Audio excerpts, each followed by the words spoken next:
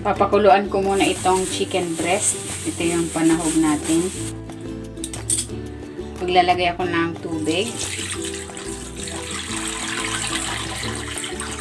Asin.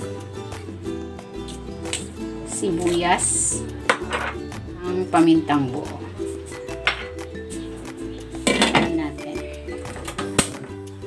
And pakuluan muna natin yan for 15 to 20 minutes.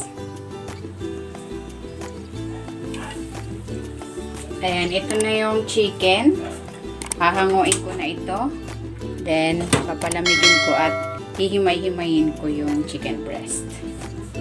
Yung sabaw itatabi ko lang at ito ang gagamitin natin pang sabaw sa ating sotanghon soup. Maglalagay ako ng cooking oil. Igigisa ko na tong bawang.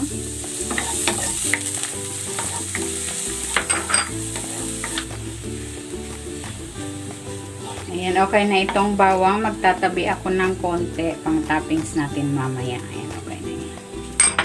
Igisa ko na rin tong sibuyas.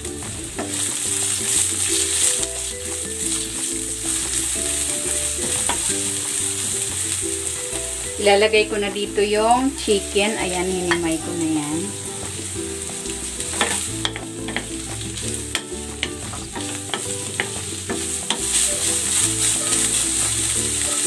Titimplahan ko ito ng asin, paminta, at maglalagay ako dito ng patis.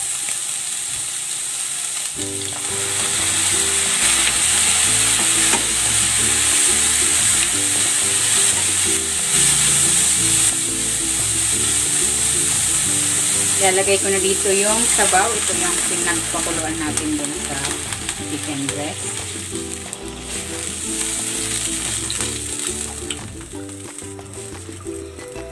Ayan, pakuluin muna natin yan. Takpan natin.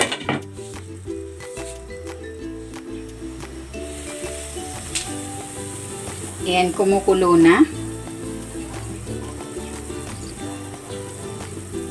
Para maganda yung kulay nitong ating sotanghon soup, maglalagay ako ng atsuete. Pinakuluan ko yung atsuete, tapos kinuha ko yung extract.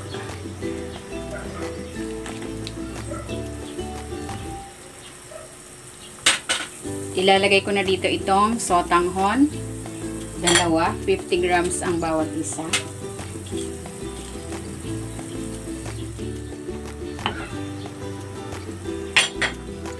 Ilalagay ko na dito ang carrots, ang Baguio beans.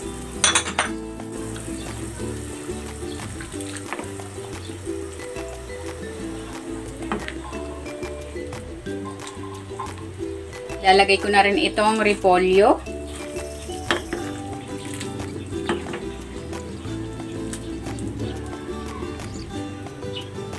Ayan, ilalagay ko na itong nilagang itlog.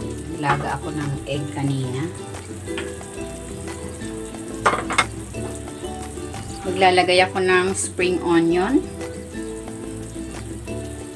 at ng fried garlic.